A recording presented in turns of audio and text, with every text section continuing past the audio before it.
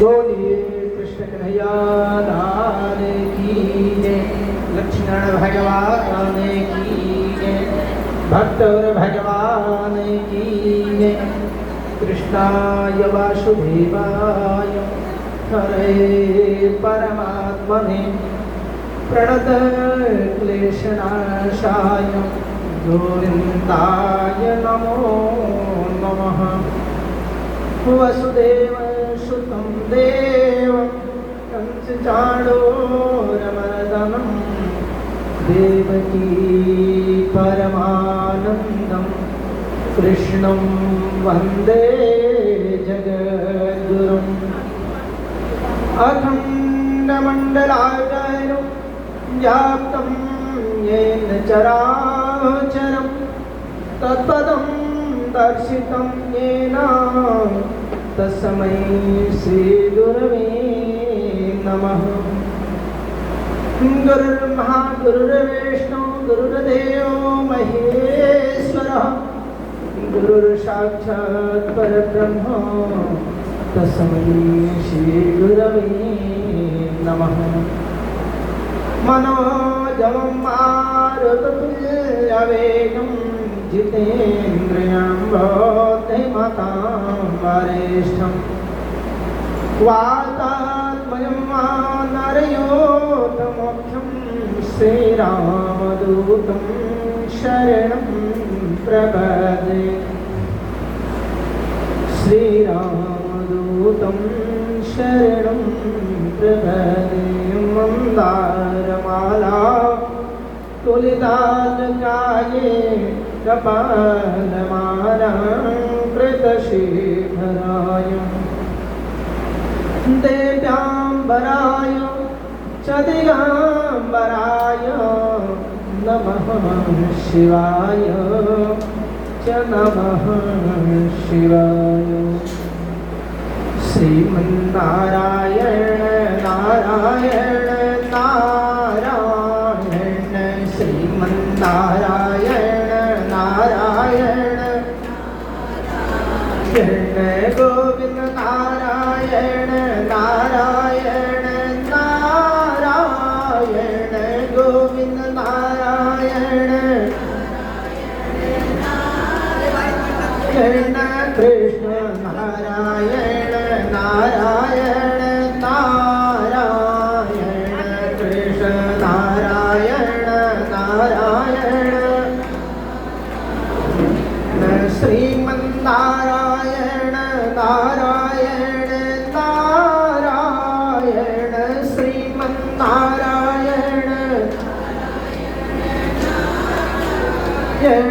भजमन नारायण नारायण नारायण भजमन नारायण रटमन नारायण नारायण नारायण रटमन नारायण नारायण श्रीमन नारायण नारायण नारायण श्रीमन नारायण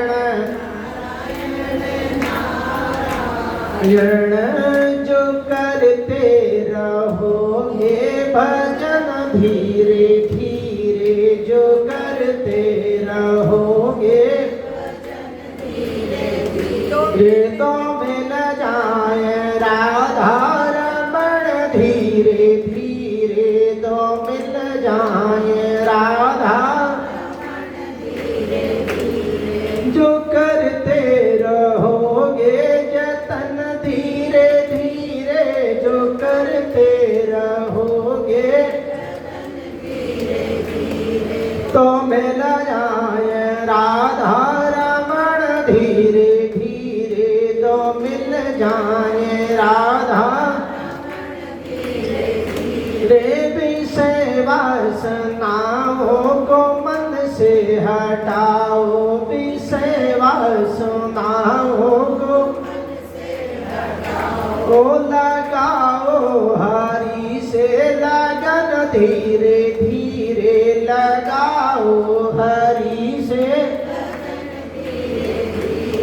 जो करते रहोगे भजन धीरे धीरे जो करते रहोगे रे तो मिल जाए राधा रमण धीरे धीरे तो मिल जाए राधा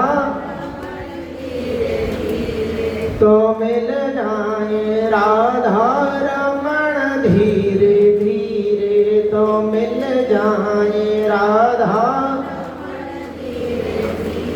बोलिए कृष्ण कन्हैया लाल की जय। लक्ष्मी नारायण भगवान की जय। पवन सुत हनुमान की जय।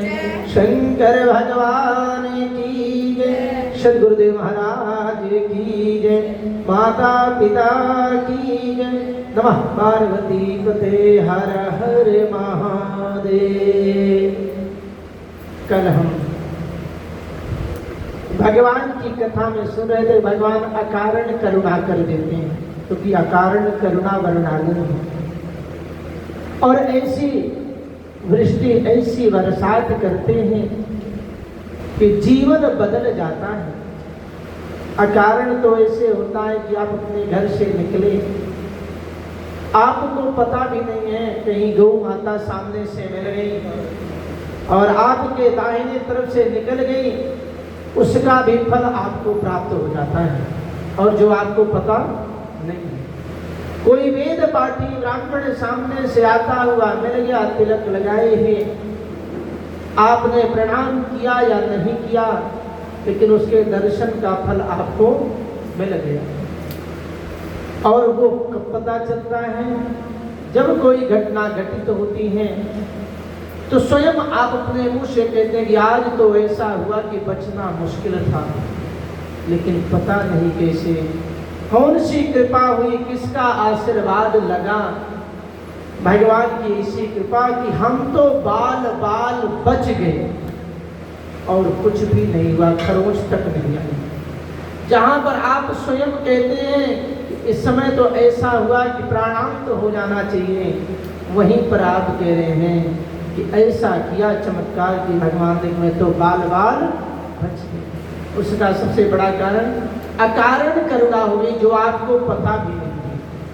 कौन सा फल कब मिला ये आपको पता नहीं। इसीलिए कहते हैं कि भगवान ने स्वयं कहा गो विप्र हितार्थाय, गौ ब्राह्मण के हित के लिए, यज्ञ के लिए, भगवान की कथा के लिए, परोपकार के लिए हमेशा तत्पर रहना चाहिए, क्योंकि कौन सा पुण्य कब कहाँ मिल जाए कुछ पता नहीं चलता। अजामिल का उपाख्यान बताया, इतना बड़ा पापी है कि सारे पाप कर्म करता है, लेकिन भगवत कृपा हुई। और भगवत कृपा कब किसके माध्यम से कैसे हो जाए ये भी नहीं पता चलता। अनायास पूर्व जन्म का पुण्य उदय हुआ, संत महात्मा लोग रास्ते से निकले और यही पूछा किस गांव में कौन सा ऐसा परम भागवत है, किसका शुद्ध घर है जिसके यहाँ हम चौमासे में आज का विश्राम कर सकते हैं। मजाक में ही सही, हंसी में ही सही, लेकिन नाम निकला कि अजामिल का घर सबसे ज्यादा पवित्र है। भगवान ने इतनी करुणा की कि जहाँ पर अपवित्र है वहाँ किसी के मुख से निकल गया वो पवित्र है, और वो हंसी में ठिठौली किया। भगवान की करुणा हो गई, कृपा हो गई कि जिसको जो अपवित्र था उसका यह विश्वास है, उसने ठिठौली में ही सही कह दिया ये पवित्र है, इसलिए इस घर को पवित्र बना देना है। इन संतों के माध्यम से उस घर में पवित्रता आ जाएगी। और वही हुआ। वो संत ढूंढते ढूंढते वहाँ गए। वहाँ जाने के बाद इनको कुछ नहीं पता। उसकी पत्नी ने बतलाया कि हमारा घर तो वैसे है, इतने पाप कर्म किए जाते हैं। संत महात्मा अवाक से रह गए, ये क्या हो गया। इसका मतलब उन लोगों ने मेरे साथ मजाक किया, ठिठौली की, ये सोच करके लौटना चाहते हैं, लेकिन उसका पूर्वजन्म का कुछ पुण्य उदय हुआ, उसने तुरंत चरणों को पकड़ दिया। महाराज महात्मा द्वार पर आए, ये भगवान के स्वरूप के होते हैं, इनको जाओ, कृपा करो मेरे परिवार के ऊपर, आप तो अंतर्यामी हैं और आपकी कृपा हो जाए। समझ लो भगवान की कृपा हुई, कोई गलत रास्ते पर है वो भी बदल जाएगा, सही रास्ते पर आ जाएगा। यद कृपा तमहम वंदे परमानंद माधवम, माधव की जब कृपा हो जाए, उनकी कृपा हो जाए तो गूंगे भी बोल पड़े, गूंगा भी बोल जाता है। ज्यों गूंगे मीठे फल को अंतर्गत ही भावे, जबकि गूंगा अगर फल खाए तो उसके मिठास को अपने अंदर ही कह सकता है, बाहर किसी से कह नहीं सकता है। लेकिन भगवान की कृपा हुई तो बोलने लगा। पंगुम लंघयते गिरिम, जो लंगड़ा है, उठ नहीं सकता है, वो पहाड़ को पार कर जाता है। कब? कहा यद कृपा तमहम वंदे, जब इनकी कृपा हो जाए, और जब इनकी कृपा होती है तो हर आश्चर्य कार्य संपन्न हो जाता है। ऐसे ही संत की कृपा हुई, उसके यहाँ आश्चर्य हो गया। उसने कहा महाराज ठीक है, मैं आपको वो सत्य सुनाई जो मेरे यहाँ होता है, जैसा व्यवहार है, मैंने आपसे झूठ नहीं बोला, ना ही मैंने आपको ठगा। पहले मैंने अपना परिचय दिया, उसके बाद आपसे अब निवेदन कर रही हूँ कि मेरा कल्याण कीजिए, कल्याण का मार्ग प्रशस्त कीजिए। और जब ऐसी बात आई कल्याण का मार्ग प्रशस्त कीजिए, तो उस समय जो है संतों ने कृपा कर दी कि निश्चित ही इसका कुछ भला होने वाला है, अच्छा होने वाला है, इसलिए जो है ये यहाँ पर उसके माध्यम से भगवान ने कहलाया और मैं यहाँ पर आ गया। ठीक वही हाल हुआ जैसे 5 वर्ष के बालक ध्रुव को उसकी सौतेली माँ ने चोट दी कि अगर वास्तव में तुम्हें इस गद्दी पर बैठना है तो जाओ पहले तपस्या करो, जब भगवान प्रकट हो तो उनसे मांगना कि मैं जो है सुरुचि के गर्भ से उत्पन्न हूँ, और जब तुम मेरे उदर से उत्पन्न होंगे तब इस राजगद्दी के अधिकारी हो। भगवान को चोट लग गई, इतनी बड़ी बात, इसका गर्व परमात्मा से भी ऊंचा हो गया और भगवान ने कृपा कर दी। वहां पर भी एक संत ने आकर के उस 5 वर्ष के बालक का जीवन बदल दिया। आज यहाँ पर भी ये रोने लगी, अपने पाप कृत्यों को बतलाया और कहती है कि मेरे उद्धार का कारण ना, उद्धार कैसे होगा। तो यहाँ पर भी भगवान की कृपा हो गई, संतों के माध्यम से उनके मुख से निकला कि ऐसा है जो संतान होगी उसका नाम नारायण रख दो, उद्धार हो जाएगा। केवल नाम, नाम का प्रभाव ये है, कहाँ लग नाम पढ़ाई, राम न सकहीं नाम गुण गाई। कहाँ तक मैं नाम की बड़ाई करूं, जिसका नाम है वो स्वयं उस नाम के गुण का बखान नहीं कर सकते। नाम की ही बात आई, एक व्यक्ति था, वो प्रतिदिन हमेशा गालियां तो देता है लेकिन कभी भी भगवान का नाम नहीं लेता। माँ बड़ी ही धार्मिक विचारों की, बड़ी ही पुनीत आत्मा, लेकिन रोज अपनी संतान की हरकत को देख करके दुखी हो जाए और यही कि भगवान कभी तो कृपा करो इसकी बुद्धि शुद्ध हो जाए। लेकिन वो छोटे से बड़ा हो गया, युवा हो गया, लेकिन उसके अंदर वही भावना, कभी जो है भगवान के नाम को लेने वाला नहीं, और जब भी हो तब गाली देवे। तो कुछ महात्मा लोग चौमासे की यात्रा में निकले और जब निकले तो संयोग से उस घर में पहुंचे, क्योंकि उनकी माँ बड़ी धार्मिक थी। सबने बताया कि जितनी पूजा पाठ, जितना धर्म कर्म उनकी माँ करती है उतना कोई नहीं करता। सबने कहा ऐसे परम वैष्णव के यहाँ चलते हैं। जब आए तो माता ने बड़ी सेवा की, हर प्रकार से सेवा की, और सेवा करते करते उनके नेत्रों में आंसू आ गए, रोने लगी, झरझर आंसू आ गए। संतों ने पूछा तुम्हारे रोने का कारण देवी क्या है? कहते मेरे एक पुत्र है, वो कभी भगवान का नाम नहीं लेता है, मैं उसी के लिए परेशान हूं कि उसका उद्धार कैसे होगा। महात्माओं ने विचार किया कि इसकी माँ ने इतनी सेवा की है, इसके बच्चे का उद्धार होना चाहिए। कहते एक बार अपने बच्चे को बुलाओ। बच्चे को बुलाया, कहा बेटा प्रणाम कर लो, महाराज हैं आशीर्वाद देंगे। प्रणाम तो किया, पर वो जो है जब इन्होंने महात्माओं ने कहा कि बोलो राम राम, तो कहता है यही नहीं बोलूंगा, बाकी सब बोलूंगा। बार बार कहते हैं बोलो राम राम, तो बालक कहता है मैं यही नहीं बोलूंगा, बाकी सब बोलूंगा। महात्मा सोचने लगे कि बोल तो नहीं रहा है, लेकिन इसका कल्याण करना है। ऐसे एक बुढ़िया माता थी, ऐसे एक बुढ़िया माता थी, दुनिया की सारी बातें करे, दुनिया की सारी बातें करे। एक दिन जब बीमार पड़ गई तो बच्चे कहने लगे अम्मा राम राम करो ठीक हो जाएगा। अरे बच्चा क्या बताऊं, यही तो नहीं निकलता। अरे अम्मा राम राम बोलो, अरे भैया यही माम माम नहीं निकलता, बाकी तो सब ठीक है। उसके बाद जब डॉक्टर आए, दवा किए, कहने लगे माता राम राम करो ठीक। अरे बेटा यही तो नहीं निकलता, बाकी तो सब ठीक है।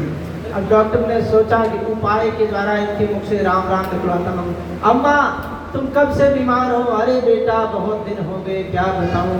माता तुम बहुत दुख पा रहे? अरे बेटा पूछो मत, मेरे सारे बदन दुख रहे हैं, बहुत दुख हैं। तो अम्मा राम राम जग। अरे बेटा सब कुछ हुए पर यही ना निकले जो तू बोला है। तो कह रहे अम्मा बोलो राम राम। अरे बेटा सब कुछ ठीक है, यही नहीं निकलता जो तुम अभी बतला रहे हो। तो बुढ़िया सब बातें कर ले, लेकिन राम का नाम ना निकले। ऐसे ही महात्मा ने बहुत कोशिश किया उस बच्चे के साथ, लेकिन वो राम का नाम ना निकले। तो कहते हैं अतिशय रगड़ करे जो कोई, आनंद प्रगट चंदन ते होई। जहाँ अतिशय रगड़ होता है, चंदन इतना ठंडा होता है, लेकिन उसमें भी अग्नि उत्पन्न हो जाती है। महात्माओं ने कहा तुम कुछ भी करो या मत करो, लेकिन बोल बेटा राम राम। कहता नहीं बोलूंगा। फिर कहा बोल राम राम। कहता नहीं बोलूंगा। फिर महात्माओं ने कहा बेटा मैं करो, बोल राम राम। कहता राम राम नहीं बोलूंगा, जो करना हो कर लो, जो करना है कर लो। फिर बोल दिया। बस फिर क्या था, महात्माओं ने कहा बस बस बस बस बेटा काम हो गया, अब तुम जाओ यहाँ से। लेकिन बेटा एक बात बतला दूं, जब अंतिम समय आए और जब तुम नरक में जाने लगो, तो उनसे यमदूतों से यही कहना, जो क्योंकि वो पूछेंगे तुमने जीवन में कभी भगवान का नाम लिया है? तो तू तो मान नहीं रहा है, लेकिन तूने अनजाने में ही 2 बार राम का नाम लिया है।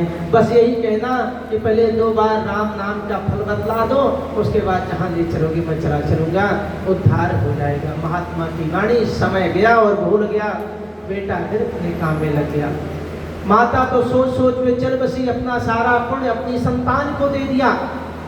अब समय आती है जब बेटे का, तो इस सारे संसार को छोड़ करके जब चला, तो यमलोक ले गए यमदूत लोग। कहते हैं बहुत पापी, इसने पूरे जीवन भर पाप किया, ले चलो इसको कुंभी पाक नरक में डालेंगे।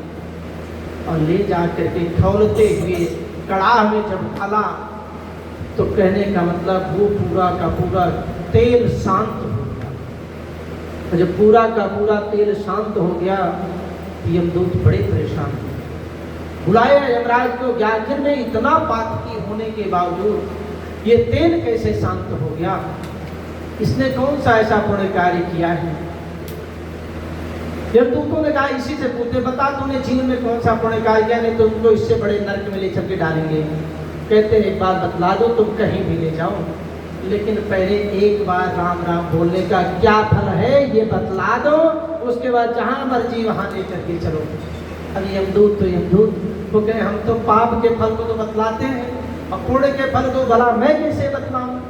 लेकिन ठीक है, तूने प्रश्न किया है, यमराज तो सबके सामने दर्पण रख देते हैं, तूने जीवन में जो जो किया है बता, इसको किया कि नहीं, और सब याद दिलाते हैं। जब तक तुम हाँ नहीं कर देते हो तब तक आगे नहीं बढ़ते, घुमा करके सारा दर्पण दिखला देते हैं। शीशा वही है जो आपके स्वरूप को यथावत दिखला दे।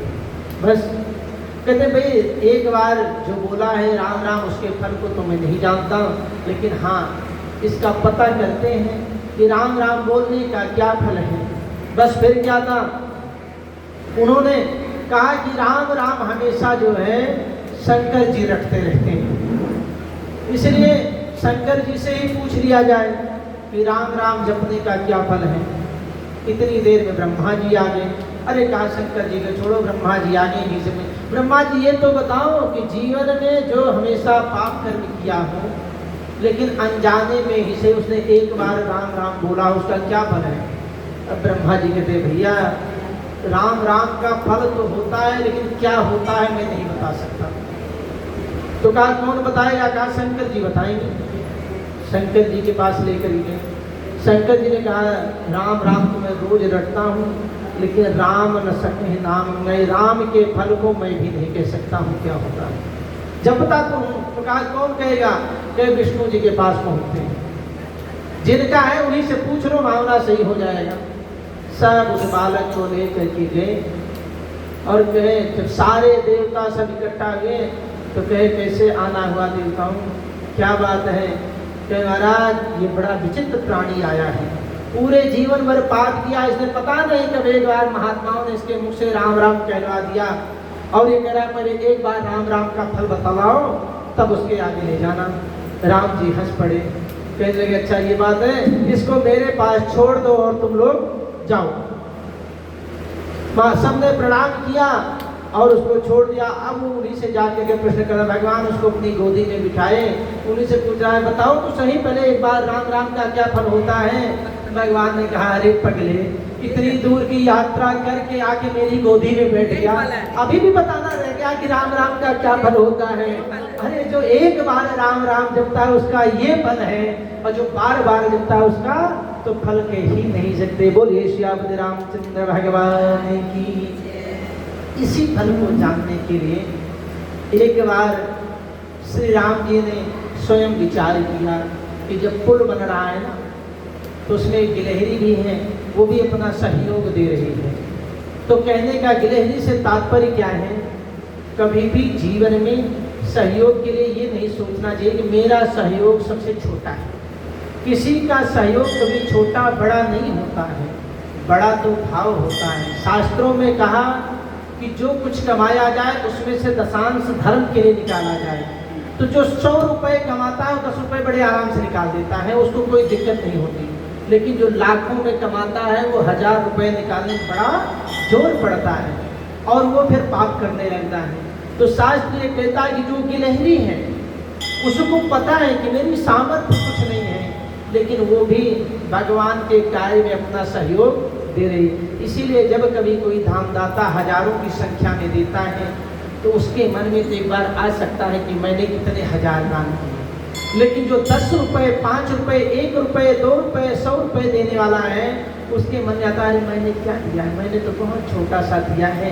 क्योंकि इससे होता क्या है, बस एक सहयोग हमने कर दिया है और उसी बूंद बूंद से सिंधु बना है, वो सहयोग बहुत बड़ा होता है। तो राम जी ने विचार किया कि मेरा ही नाम लेकर के पत्थर पर नल नील पत्थर को छोड़ते हैं, पत्थर तैर जाता है, तैरने लगता है। ये नल नील को आशीर्वाद प्राप्त है और भगवान के नाम की महिमा भी है कि समुद्र में सारे पत्थर तैर रहे हैं। तो राम जी ने सायंकाल के समय घूमते घूमते विचार किया कि लाओ एक पत्थर हम भी छोड़ते हैं, मेरे ही नाम का है, मैं भी एक पत्थर छोड़ता हूँ और देखता हूँ। तो राम जी ने एक पत्थर उठाया और जैसे ही समुद्र के जल में डाला तो पत्थर डूब गया और जैसे ही डूबा तो समझा गए राम जी गजब की बात है, मेरा ही नाम लिख करके नल नील पत्थर छोड़ने सब तैर जा रहे हैं और ये गजब का पत्थर है, डूब गया। लेकिन कोई देख तो नहीं रहा है, अगर कोई देखेगा तो क्या कहेगा? जीवन में सबसे बड़ी बाधा यही है कि अगर कोई कार्य करते ही मन में आ जाए, कोई देख लेगा तो क्या कहेगा, कोई सुन लेगा तो क्या कहेगा, उस कार्य को नहीं करना चाहिए, समझ लीजिए गलत है। राम जी ने विचार किया अगर कोई देख लेगा तो क्या कहेगा कि मेरे ही हाथ से छूटा और डूब गया। चारों तरफ देखने लगे, इतने पीछे हनुमान जी महाराज खड़े हैं। अब जब हनुमान जी महाराज को देखा राम जी ने तो समझा गए। अरे अब जब समझा गए हनुमान जी महाराज समझिए कि राम जी आज संकोच में आ गए हैं। अब लेकिन राम जी ने बात बनाई कि कहो हनुमान एक बात बतलाओ, कहाँ बोल कहिए। अरे कहा कि देखो नल नील जिस पत्थर को छू देते हैं, राम नाम लिख देते हैं, वो तैरने लगता है और आज वही मैंने पत्थर अपने हाथ से छोड़ा तो डूब गया। क्या बात है? हनुमान जी ने कहा, महाराज नल नील का पत्थर सागर में तरणी की तरह लहराए रहा, वो तो तैरने लगा, लेकिन प्रभु जो यही हाथ से छूट जाए वो तो डूब ही जाएगा, उसको संसार में बचाने वाला कोई नहीं है। इसलिए भगवान के हाथ से, भगवान के नजरों से कभी गिरना नहीं चाहिए। समाज में संसार की नजरों से गिर जाए कोई बात नहीं, लेकिन परमात्मा की नजरों से कभी गिरना नहीं चाहिए, क्योंकि भगवत कृपा हो जाए तो जीवन में सब कल्याण हो जाता है। इसलिए एन केन प्रकारेण उठते बैठते सोते जागते हमेशा भगवान का नाम जिह्वा पर होना चाहिए।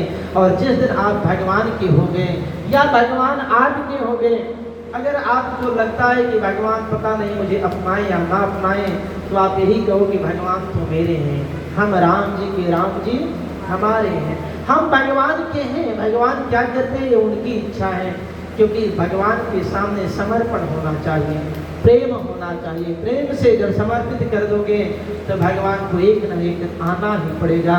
यदि नाथ का नाम दयानिधि है, दुख दूर करेंगे कभी ना कभी, भगवान को तो आना ही पड़ेगा। अपने भक्तों के लिए भगवान अनेकों रूप धारण करते हैं, लेकिन अपने भक्त को कभी अकेला नहीं छोड़ते हैं। पर विश्वास होना चाहिए, जितना विश्वास होगा उतना ही फल होगा। 35 कोटि देवी देवता अगर नहीं दे पाएंगे तो हर 10 साल में नए भगवान कुछ देने वाले नहीं हैं। इसलिए विश्वास कभी डगमग नहीं होना चाहिए। आगे कथाओं में, भक्तमाल की कथा में भगवान के 16 पार्षद हैं। उन 16 पार्षदों के नाम में उनकी कथाओं में विश्वक्सेन जय विजय, प्रबल बल मंगलकारी, नंद सुनंद सुभद्र भद्र जग, आमयहारी, चंड प्रचंड विनीत कुमुद, कुमुदाक्ष करुणामय, शील सुशील सुखेन भाव, भक्तन प्रतिपालय, लक्ष्मीपति प्रीणन, लक्ष्मीपति प्रीणन प्रवीण भजनानंद, भक्तन सुहृद, मोचित वृत्ति नित ताराओं, जहाँ नर ना जहाँ नारायण पद पार्षद। भगवान की जो 16 पार्षद हैं उनमें विश्वक्सेन जय विजय, प्रबल और बल, ये भक्तों का मंगल करने वाले हैं। फिर नंद सुनंद सुभद्र और भद्र, ये बहु रोगों को हरने वाले हैं।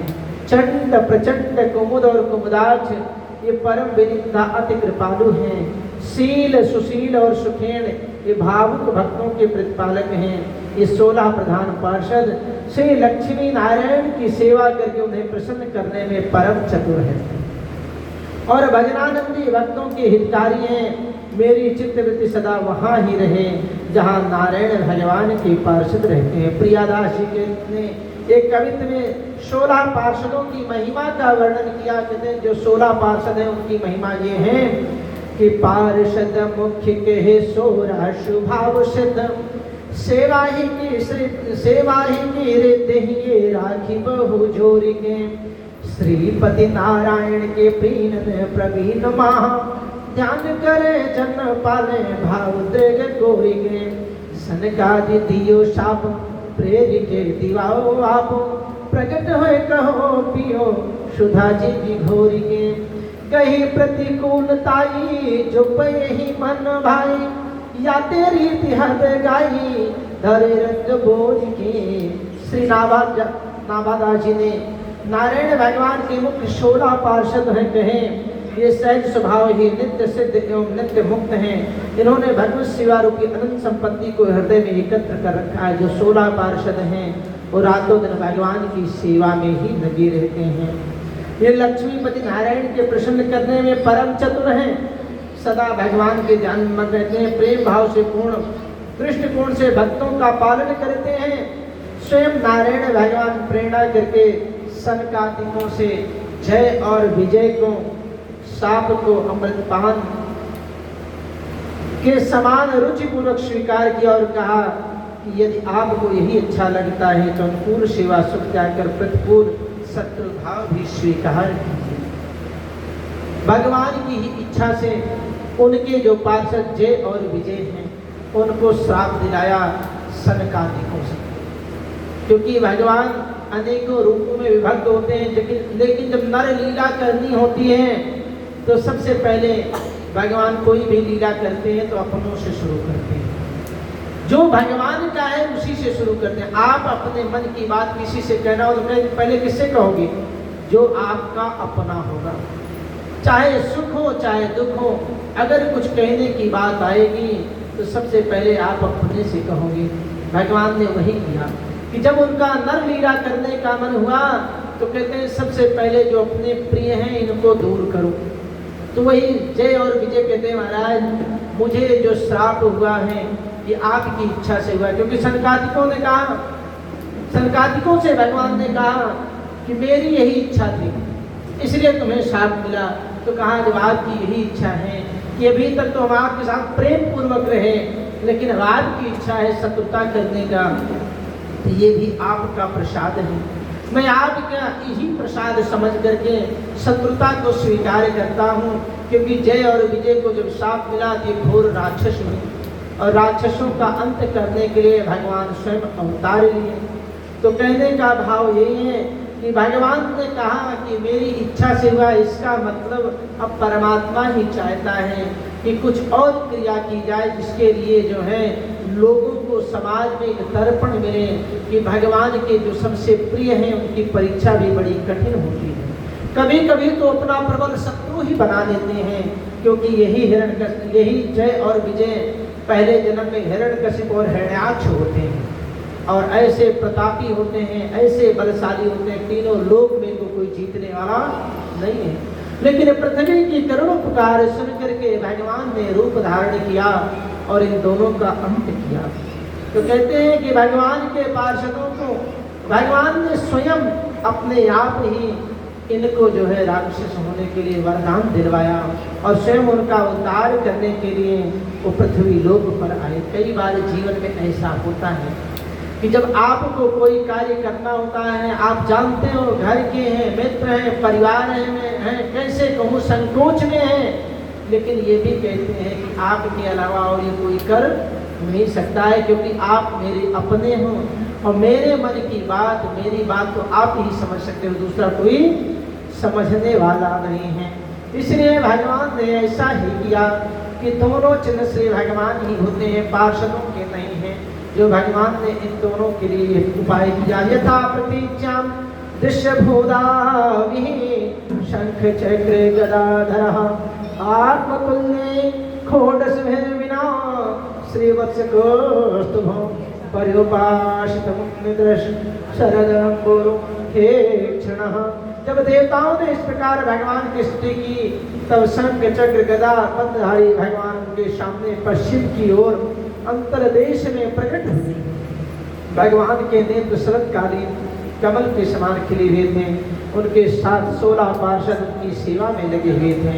वो देखने में सब प्रकार से भगवान के समान ही थे। केवल वक्षस्थल पर श्री वत्स का चिन्ह था। जो भगवान के पार्षद हैं उनके वक्षस्थल पर श्री का चिन्ह है और गले में कौस्तुभ मणि नहीं है। बल प्रबल नंद सुनंद भद्र सुभद्र कुमुद और कुमुदाक्ष की गणना वैष्णव द्वारपाल के रूप में की जाती है। नंदा दयो अष्टो दस तेणिमाता हरेर गुण। भगवान के स्वाभाविक गुण अणिमा महिमा आदि अष्ट सिद्धियां और 9 निधियां नंद सुनंद आदि 8 द्वारपाल कहते हैं। भगवान के प्रधान पार्षद श्री विश्वसेन जी हैं। वो 5 रात्राज आगम रूप हैं।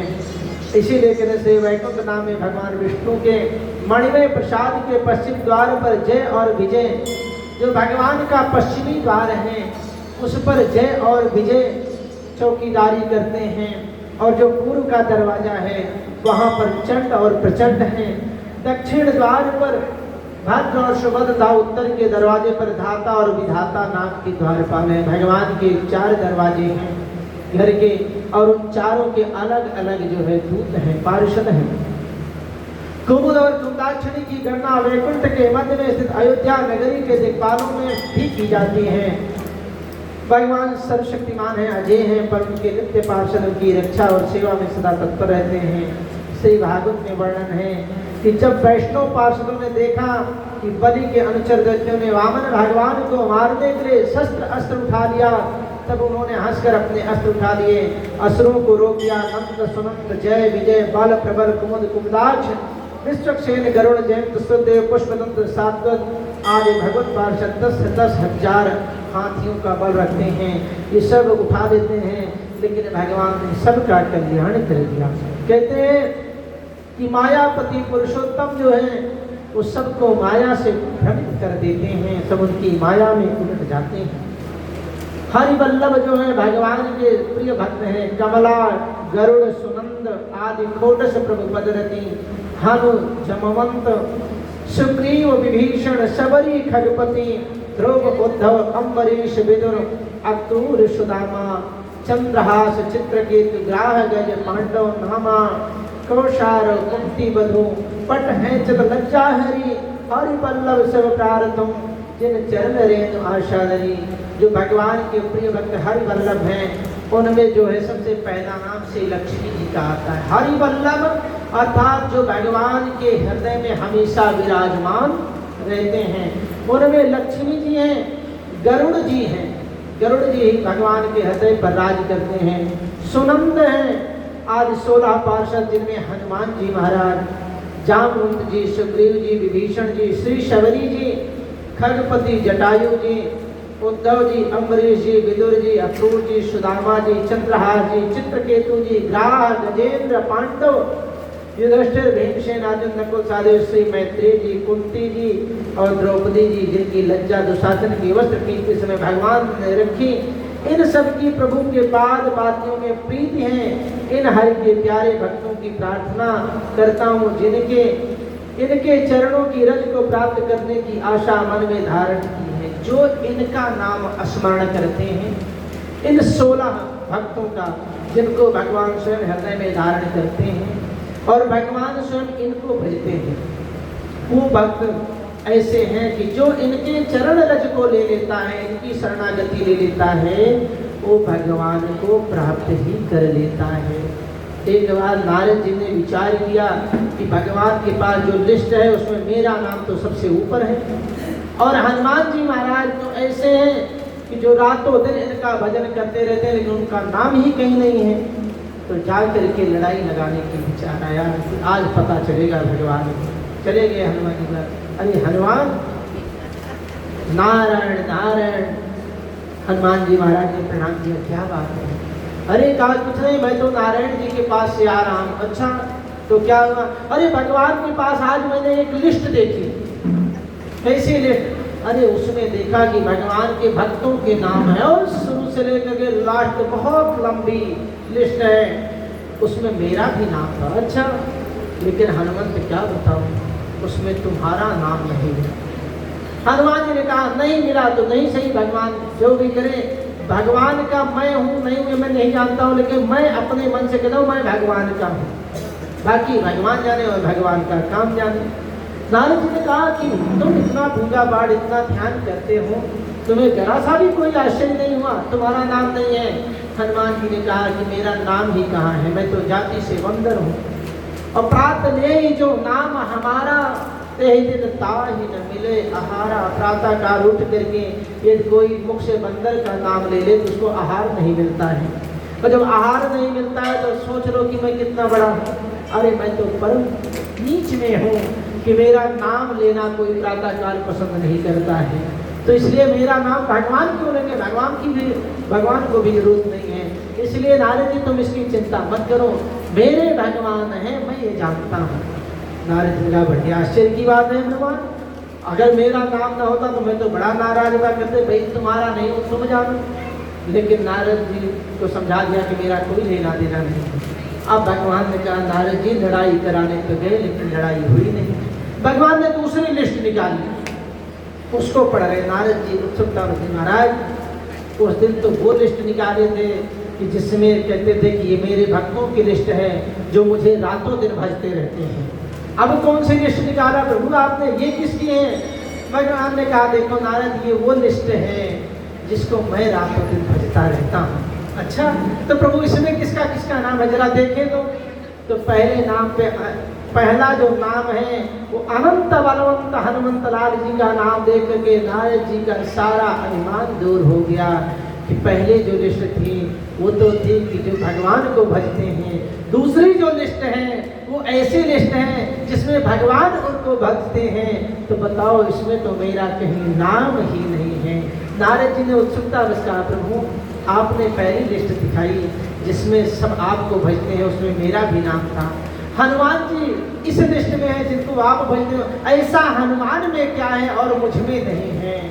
तो भगवान ने कहा, देखो नारद जी तुम में एक ही कमी है, तुम जहाँ भी जाते हो भले ही सत्य बोलो लेकिन वहाँ पर कला कली शुरू हो जाता है। लेकिन हनुमंत लाल का ऐसा स्वभाव है कि जहाँ जाते हैं तो वहाँ पर जब कथा सुनाने लगते हैं, उनके कथा का महात्म्य है कि रामचंद्र गुण बरन लागा, सुनते ही सीता के दुख भागा। जहाँ अनंत बलवंत हनुमंत लाल जी रहते हैं वहाँ जब मेरी चर्चा सुनाते हैं तो कोई दुखी भी व्यक्ति प्रसन्न हो जाता है। और आप जहाँ जाते हो वहाँ प्रसन्न व्यक्ति को दुखी कर देते हो। पार्वती को ही देख लो, वहाँ जाकर के कह दिया कि गजब के हैं भोलेनाथ, आज तक तुमको ये नहीं बतलाया कि मुंडों की माला किसकी पहनते हैं, और तुम कहते हो कि बड़ा स्नेह करते हैं, बड़ा प्रेम करते हैं, लेकिन क्या ठाक करते हैं तो कपट व्यवहार है। वहाँ पर पार्वती जी दुखी हो गई, ध्रुव के पास गए। सबसे पहले तुमने कहा जंगल में लड्डू खाने आए हो, यहाँ बड़े बड़े शेर बाघ चीता है सब खा जाएंगे। बड़ा दुख हुआ कि मेरी माँ ने कहा जंगल में भगवान मिलेंगे, ये कह रहे हैं कैसे। नारद जी को कहा आप चले जाइए, आप संत नहीं हो सकते हो, जो भगवान से मिलन में बाधा बने वो संत नहीं हो सकता है। लेकिन दृढ़ विश्वास देख करके पहले दुखी किया, बाद में उनको आशीर्वाद, तब भगवान मिले। तो भगवान ने कहा ना यही अंतर है कि जहाँ हनुमंत लाल जी पहुँचते हैं वहाँ सब प्रसन्न हो जाते हैं, और नारद जहाँ तुम जाते हो वहाँ पहले दुख पैदा होता है। इसीलिए जो हमेशा हर जगह दूसरे को सुख देता है वो मेरे हृदय में वास करता है, क्योंकि उसको मैं भजता हूँ। जो प्रसन्नता का कुछ क्षण ही किसी को दे लेकिन हमेशा देता तो रहता है। बोलिए श्याम रामचंद्र भगवान की। कहते हैं भक्तों की श्रेणी में श्री लक्ष्मी जी हैं जो रातों दिन भगवान का चिंतन करती रहती हैं और भगवान को कभी छोड़ने के लिए स्वप्न में भी नहीं सोचती। और यहाँ तक कि जब भगवान नर लीला के लिए तत्पर होते हैं तो माता जगतजननी लक्ष्मी जी भी स्वरूप बदल करके वहाँ पहुँच जाती हैं नारायण के पास। तो इसलिए कहते हैं कि भगवान नद हैं तो लक्ष्मी जी नदी हैं, और इनके अनेकों रूप बतलाए गए कि जो भी आधार है, जो भी श्रेष्ठता है अगर परमात्मा की है तो वो उनकी धर्म पत्नी के ही द्वारा है। इसके बाद उन लक्ष्मी के बाद फिर श्री गरुड़ जी का चिंतन आता है कि गरुड़ जी महाराज प्रजापति दक्ष की 13 कन्याएं महर्षि कश्यप ऋषि को ब्याही गई थी। इनमें से कद्रु और विंता पुत्र कामना से बड़े अनुराग पूर्वक पति की सेवा करने लगे। जब महाराज कश्यप से प्रार्थना की कि मुझे पुत्र चाहिए तो दोनों ने अलग अलग पुत्र की कामना की। सेवा से संतुष्ट होकर के महर्षि कश्यप ने जब दोनों को मन भावता वर मांगने के लिए कहा कि ठीक है तुमको जैसा पुत्र चाहिए वरदान मांगो मैं तुम्हें देता हूँ, तो कद्रु ने समान शक्ति वाले 1000 नागों को पुत्र के रूप में पाने की इच्छा की। जो कद्रु थी उसने विचार किया कि मेरे 1000 पुत्र हुए लेकिन ऐसे हों जो समान बल वाले हों और नाग हों। तो कश्यप मुनि ने कहा ठीक है तुम्हारे 1000 पुत्र होंगे जो नाग होंगे और समान बल वाले होंगे। विंता से कहा तुम बताओ क्या चाहिए। विंता बेचारी बड़ी दुखी थी कद्रु से, उसने कहा मुझे एक ही पुत्र चाहिए लेकिन जो इन सर्पों से भारी पड़े, इनसे ज़्यादा बलशाली हो और साथ में आपका परम भक्त हो, भगवान का परम भक्त हो। कश्यप मुनि ने उनको भी यह वर दिया और जब वर मिला दोनों को तो कालांतर में कद्रु ने 1000 और विंता ने 2 अंडे दिए। कद्रु ने 1000 और विंता ने 2 अंडे दिए। 1000 अंडे समय के साथ जब प्रस्फुटित हुए तो उनसे 1000 वाले सर्प निकले, सर्पों की संख्या हुई। लेकिन जो विंता के 2 अंडे थे उनमें से कालांतर में समय का इंतजार ना करके विंता ने कहा आज तक बताओ ऐसा क्या हुआ कि इनमें से कोई जीव निकल ही नहीं रहा है। तो उत्सुकता बस एक अंडे को उन्होंने प्रस्फुटित कर दिया, फोड़ दिया, और जब फोड़ दिया तो उसमें से जो शरीर बनता हुआ निकला वो निकला आधा अधूरा बना था, लेकिन दिव्य तेज था। और उसने रोते हुए कहा कि आपने बड़ा अनर्थ कर दिया, क्योंकि आपने मेरे पूरे शरीर को बनने नहीं दिया और आपने अंडे को फोड़ दिया। इसलिए मैं अपनी इसी कांति के द्वारा, इसी प्रकाशित के द्वारा, ऐसे ही प्रकाश के द्वारा मैं सूर्य देव का जो है रथ हाँकने वाला अरुण नाम से प्रकाशित हुआ। मेरा नाम अरुण होगा। तो जो सूर्य देव का रथ हाँकने वाले हैं वो अरुण हुए। और उसके बाद उन्होंने कहा सावधान, अगर दूसरे को फोड़ दिया तो यही हाल होगा, इसलिए देवी समय का इंतजार करो, इसको बिल्कुल मत फोड़ना। दूसरा वही कालांतर में जा करके, और उसी समय जो है वो जो अरुण नाम का था उसने बड़े क्रोध में आकर के साप दे दिया कि तुमने मेरे साथ अनर्थ किया है। जो असामयिक तुमने दासी के दान से, कद्रू के दाह से तुमने मुझे फोड़ करके निकाल दिया, तो मैं तुम्हें शाप देता हूँ कि तुम जो है जिस शब्द की ईर्ष्या मुझे अधूरा शरीर वाला बना दिया, उसी की 500 वर्षों तक तुम दासी बनी रहोगी, क्योंकि तुमने गलती की है, दाह के कारण ईर्ष्या के वशीभूत होकर किया, इसलिए उसका दासत्व तुम्हें स्वीकार करना पड़ेगा। और दूसरा पुत्र जो होगा एक कालांतर में जाकर के तुम्हें दासत्व से मुक्त कराएगा, परंतु धैर्य रखना, आतुरता में इस अंडे को मत फोड़ देना। वही तेजो में अरुण कांत के कारण विनता का प्रथम पुत्र अरुण बना, जो सूर्यदेव का रथ हाँकने वाला हुआ, सारथी बने। तदनंतर समय पूरा होने के पश्चात उसी दूसरे अंडे से गरुड़ जी का जन्म होता है। जो गरुड़ जी हैं उनका तेज तो इतना भयंकर था, प्रलय कालीन अग्नि के समान प्रज्वलित एवं प्रकाशित था, इतना तेज था कि मानो तीनों लोक में कोई सह नहीं सकता। देवताओं ने उनकी बड़ी स्तुति कि तीनों लोक जल जाएगा, इतना तेज है। तब गरुड़ जी ने अपने तेज को अपने में समाहित कर लिया, समेट लिया। कद्रु और कद्रु पुत्र नागों के द्वारा बार बार दासत्व व्यवहार किए जाने पर श्री गरुड़ जी ने जब इसका हेतु पूछा तो विनता ने कद्रु के कपट की कथा सुनाई। दोनों में एक बार शर्त लग गई। क्या शर्त लगी? शर्त ये लगी कि जो सूर्य देव का रथ में जो घोड़ा लगा हुआ है, विनता ने कहा घोड़े की पूंछ सफेद है, कद्रु ने कहा काली है। इसी बात पे दोनों में बहस हो गई। और जब बहस हो गई तो कद्रु ने कहा अगर काली हुई तो विनता ने कहा कि जो कहोगी मैं करूंगी। तो कहती है अगर काली हुई तो तुम्हें 500 वर्ष तक मेरा दासत्व स्वीकार करना पड़ेगा। विनता ने उस शर्त को मान लिया, कहा ठीक है, लेकिन अगर सफेद हुई तो कहा फिर 500 वर्ष तक मैं तुम्हारा दासत्व स्वीकार करूंगी। दोनों में शर्त लग गई। अब कद्रु थी चतुर, उसने सोचा कहीं ऐसा ना हो कि मैं जो है दासी बन जाऊं। अपने पुत्रों को बुलाया, जल्दी से जाओ और सूर्यदेव के जो रथ में लगे हुए घोड़े हैं उनकी पूंछ में लिपट जाओ। तो सारे नाग उड़े और जा करके सूर्यदेव के रथ के घोड़े जो लगे थे उनकी सबकी पूंछ में वो लिपट गए। और जब लिपट गए तो सारी जो सफेद पूंछ थी, श्वेत पूंछ थी, वो सब पूरी की पूरी काली हो गई। तो छल के द्वारा विनता जो है कद्रु की 500 साल के लिए दासी बन गई। और जब दासी बनी तो उनका पुत्र भी दास हुआ। अब तो सारे सर्प गरुड़ जी के ऊपर बैठे और कहे चलो गरुड़ जी उड़ो।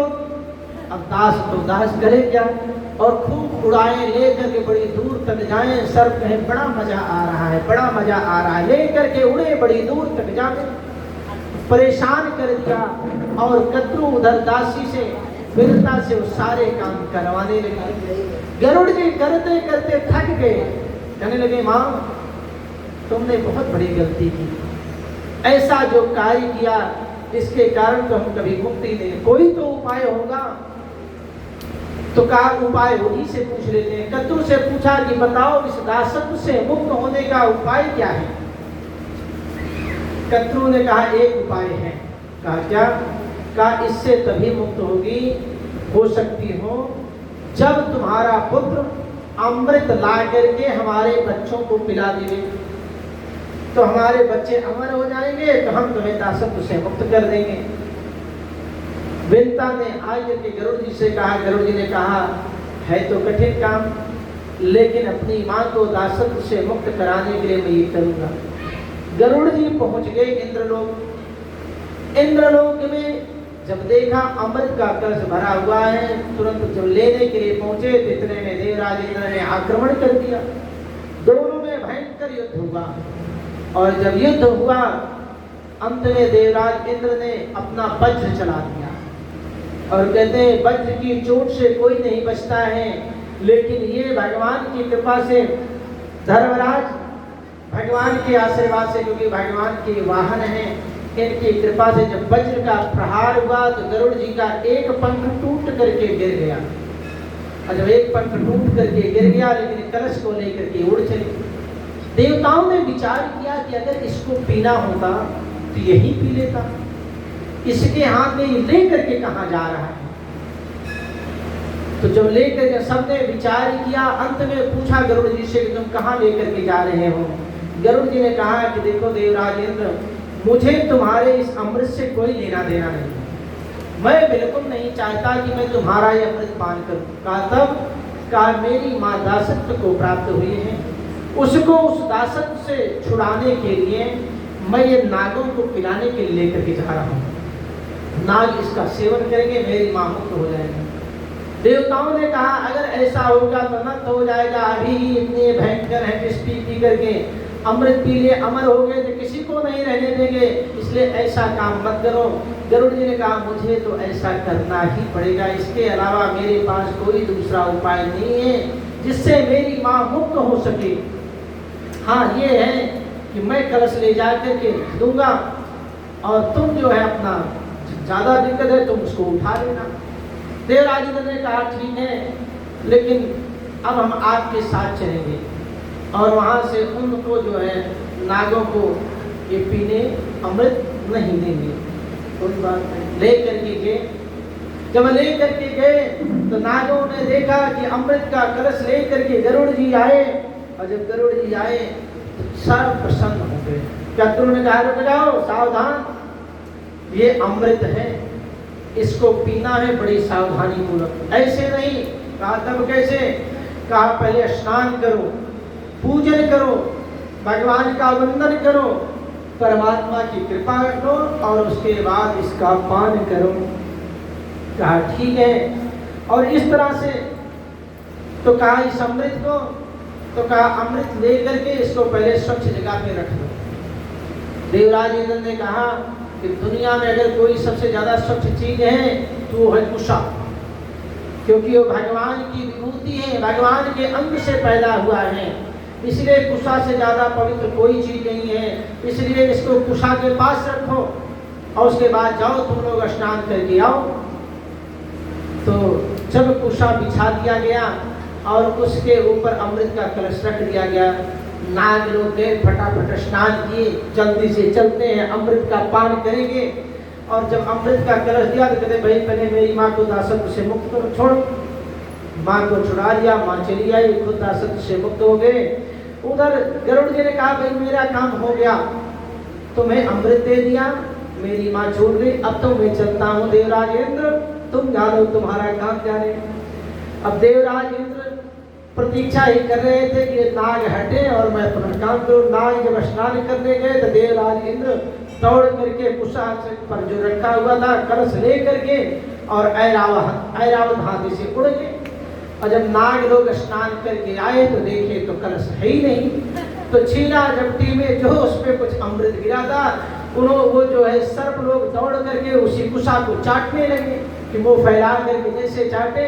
तो पहले सांप की एक जीभ थी, लेकिन कुशा में इतनी तेज धार होती है, उसके प्रभाव से उन सांपों की जीवा फट गई, जिससे उनके 2 जीभ हो गई। और इस तरह से जब 2 जीवा हो गई, लेकिन अमृत की कुछ बूंदे में जाने से उनका भी कल्याण हो गया और बेचारे निराशे रह गए। गद्रू ने कहा देखो विनता कितनी चतुर है, उसके पुत्र ने सबको छुड़ा खा भी लिया और ग्रहण भी कर लिया। इस तरह से जो है गरुड़ जी ने अपनी मां को दासत्व से मुक्त कराया। बोलिए कृष्ण कन्हैया लाल की जय। दासः सखा वाहनमाशनम् ध्वजो यस्ते वितानं व्यजनं त्रयीमयः उपस्थितं तेन पुरोगरुत्मता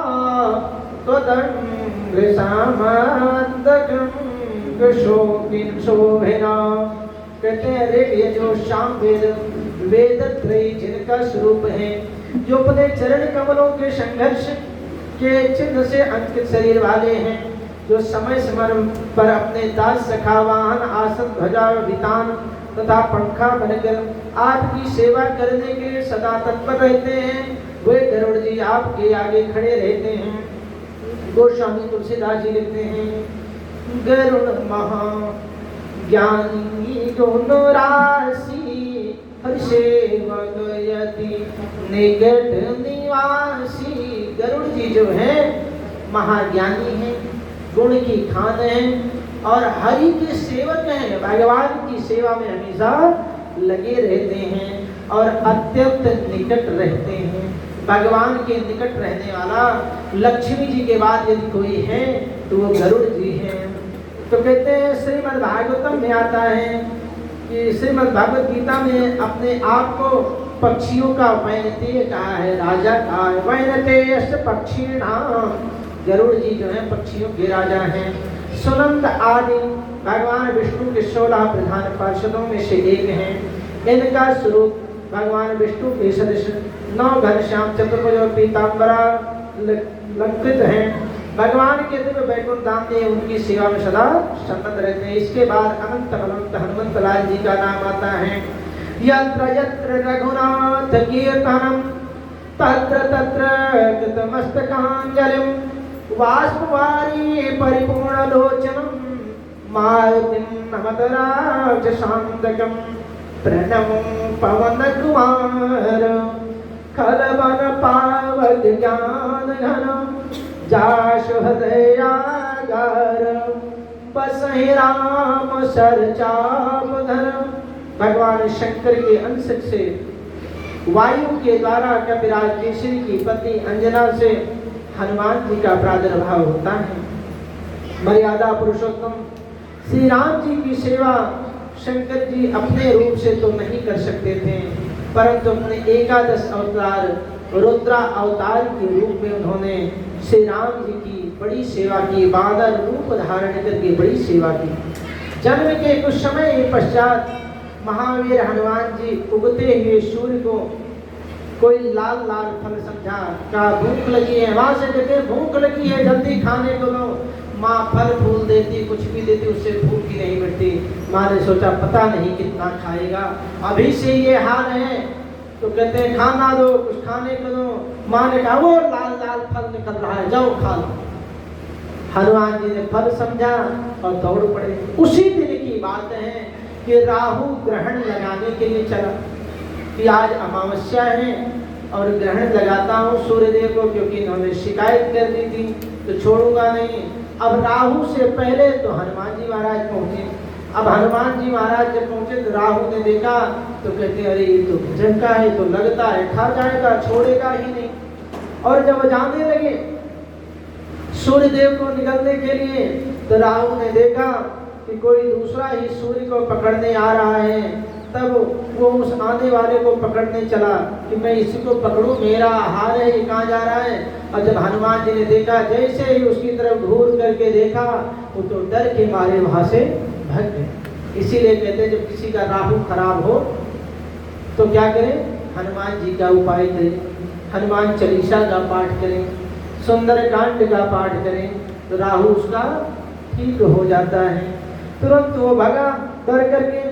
राहु ने इंद्र से पुकार की, देवराज इंद्र, अरे देखो तो सही सूर्य को कौन खाने के लिए दौड़ा है। देवराज इंद्र ऐरावत हाथी पर चढ़ करके चले और जब रास्ते में जैसे ही चले इतने में हनुमान जी की दृष्टि ऐरावत हाथी और इंद्र पर पड़ी। सोचे कि वो लाल वाला फल बाद में, पहले सफेद वाला फल आ रहा है, इसको खा लिया जाए, ये पहले मिल रहा है। और बस उसी समय जब उसको फल समझ करके जैसे ही चले तो ऐरावत हाथी तो भगे, इसका क्या भरोसा खा जाएगा। और जब भगे तो हनुमान ने कहा इसको छोड़ो, सूर्यदेव को पहले लाल वाला फल खाते हैं तो भग रहा है, बाद में देखेंगे। पहुंच गए वहां खाने के लिए और मुख में अपने भर लिया, और जब मुख में भर लिया तो चारों तरफ अंधेरा हो गया। और जब अंधेरा हो गया तो उसी समय देवराज इंद्र ने अपने वज्र का प्रयोग किया। जब वज्र का प्रयोग किया तो हनुमान जी की ठोड़ी में टुंडी में लगा और हनुमान जी की ठोड़ी टूट गई, अर्थात टेढ़ी हो गई। और तुरंत सूर्यदेव निकल करके बाहर आ गए मुख से। और जब बाहर निकल करके आ गए तो इतने में देखा कि हनुमंत लाल जी मूर्छित हो गए हैं। जब मूर्छित देखा तो वायुदेव को बड़ा क्रोध आया कि मेरा पुत्र मूर्छित हो गया है। वायुदेव ने अपने चलने की गति को रोक दिया, और जब रोक दिया तो सबकी श्वासें रुक गई, चारों तरफ हाहाकार मच गया कि जब श्वास नहीं ले पाएंगे तो जीवित कोई नहीं रहेगा, क्या किया जाए। सारे देव सब चिंतित होकर के भगवान शंकर, ब्रह्मा और विष्णु की शरण में गए। भगवान ने कहा कि देखो वे जो हनुमान जी की ठोड़ी तोड़ दिया है अपने पुत्र के लिए, वायुदेव ने अपनी श्वासें रोक दी हैं, इसलिए क्या किया जाए, सब इनको आशीर्वाद दो। और आशीर्वाद से जब ये ठीक हो जाएंगे तो अपने आप सारा काम बन जाएगा। सब ने मिल करके उनको आशीर्वाद दिया और इतना बल दिया, अतुलित बलधाम हेम शैलाभदेहम तनुज मन प्रशान ज्ञानी नाम ग्रगण्यम सकल गुणधाम वानराणाम अधीशम रघुपति प्रिय भक्तम वात जातम। सब ने अपनी अपनी तरह से आशीर्वाद दिया। और जब अतुलित बल हो गया तो हनुमान जी बंदर के स्वभाव के आए जंगल में उछल कूद करने लगे। उछल कूद करते करते कहते हैं कि ऋषियों के आश्रमों में वृक्षों को सहज ही उखाड़ देते हैं।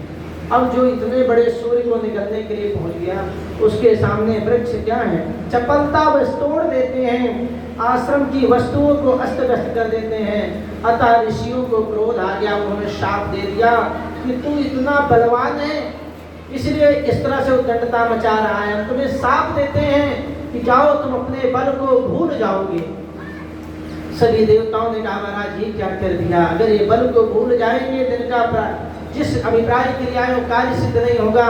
ऋषियों ने कहा ऐसी बात है तो ठीक है, जब कोई इनके बल को इनको याद दिलाएगा तो इनको स्वतः ही अपना बल याद आ जाएगा, उसके बाद सब काम कर लेंगे। समय आगे निकला और समयांतर में ही जाकर के हनुमान जी महाराज ने भगवान सूर्य नारायण से सारे वेद शास्त्रों सबकी शिक्षा दीक्षा ग्रहण की। और उसके पश्चात किष्किंधा में आकर के सुग्रीव के साथ रहने लगे। और जब सुग्रीव के साथ रहने लगे, बाली ने मार करके सुग्रीव को भगा दिया, लेकिन मुख्य सलाहकार के रूप में हनुमान जी महाराज सुग्रीव के साथ हमेशा रहते हैं। ऋष्यमुख पर्वत पर, क्योंकि बाली को शाप है, इस पर्वत पर वो आता नहीं है। और उसके पश्चात जब वहां पर थे तो बचपन में माता अंजना के बार बार आग्रह करने पर बार बार उनको श्री रामचंद्र जी के चरित्र को सुना कर उनके कानों में भर दिया था। राम जी के चरित्र को सुन करके वेदों में पुराणों में श्री राम कथा का अध्ययन किया। जब उसके बाद वहां से आए तो अनेकों तरह से भगवान की कथा का अध्ययन किया और यही चिंता करते रहते थे कि जिनकी कथा सुनी है अगर उनका दर्शन हो जाए तो मेरा जीवन धन्य हो जाएगा। जिनकी कथा सुनी है उनका दर्शन हो जाए तो जीवन धन्य हो जाएगा। स्वामी के दर्शन की उत्कंठा, एक दिन उनको पता चला कि मेरे स्वामी अवतार लेंगे अयोध्यापुरी में, फिर तो बड़े प्रसन्न हुए। और समयांतर कालांतर में चल करके जब श्री रामचंद्र जी जानकी जी की खोज में आए तो यहाँ जब आए तो हनुमान जी ब्राह्मण का रूप बना करके गए और पूछा कि आप कौन हैं, मनुष्य के रूप में आप कौन हैं। तो भगवान ने कहा कि आप कौन हैं। भगवान ने भी पूछ लिया आप कौन हैं। दोनों ने अपना अपना परिचय दिया। राम जी कहते मैं अयोध्या नरेश महाराज दशरथ का पुत्र हूँ। इतना सुनते ही तो हनुमान जी चरणों में लेट गए, कहा प्रभु मैं तो जाति से वानर हूँ, जीव हूँ, अपने परमात्मा को भूल गया, ये जीव का दोष है। एक मैं मंद मोह बस कुटिल हृदय अज्ञान, पूरी प्रभु मोहि विसार्यो दीन बंधु भगवान।